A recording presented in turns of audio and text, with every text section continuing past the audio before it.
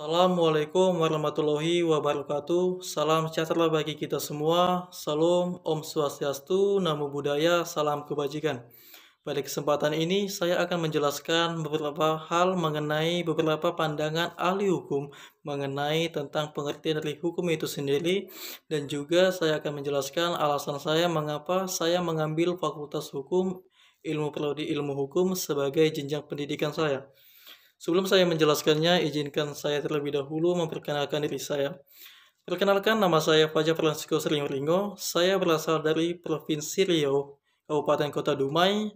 Sekolah asal saya SMA Negeri 7 Dumai. Untuk referensinya, saya ambil dari buku yang berjudul Teori-Teori Hukum yang ditulis oleh Profesor Idewa Gede Atmaja, SH.MS, dan Dr. Inyoman Putu Budiarta, SH.MH. Tanpa banyak basa-basi, langsung saja dari tokoh ahli hukum yang bernama Donald Darwin.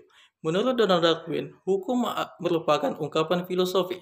Filosofi itu terdiri dari asas-asas moral yang menetapkan tujuan-tujuan fundamental pemerintah dan hubungan pemerintah dengan individu atau perorangan. Ahli hukum yang kedua yang bernama dari John Austin. Menurut John Austin, hukum adalah perintah yang bersifat umum yang ditetapkan oleh yang berdaulat sebagai pedoman berperilaku bagi masyarakat di bawah penguasa. Yang ahli hukum yang ketiga yaitu bernama Harold Leonard Alfonso Hart. Menurut Harold Leonard Alfonso Hart, mendefinisikan hukum sebagai kesatuan dari norma primer atau peraturan primer atau rule of primary yang berisi kewajiban atau obligation dan norma sekunder atau secondary rule yang terdiri dari norma pengakuan atau rule of recognition dan norma perubahan atau rule of change dan norma adjudikasi atau rule of adjudication.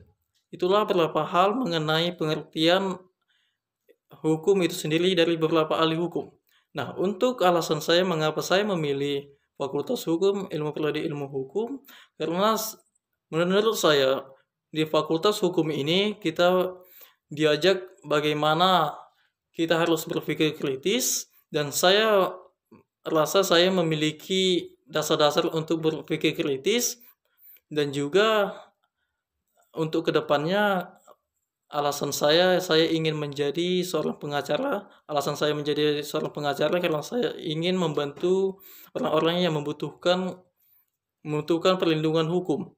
Karena saya melihat di Indonesia ini sudah cukup banyak di mana memang dia melakukan suatu kesalahan, tetapi antara perbuatan dan hukuman ini tidak setimpal atau berbanding lurus. Sedangkan yang kita lihat, jika seseorang itu yang memiliki martabat tinggi atau memiliki kekuasaan tinggi, jika dia melakukan suatu pelanggaran, dia mendapatkan hukuman yang tidak setimpal dengan apa yang dia lakukan. Baik, itulah penjelasan dari saya. Apabila ada kata-kata yang kurang berkenan maupun kata-kata yang kurang jelas, saya mohon maaf. Saya akhiri. Selamat siang dan salam sehat semuanya.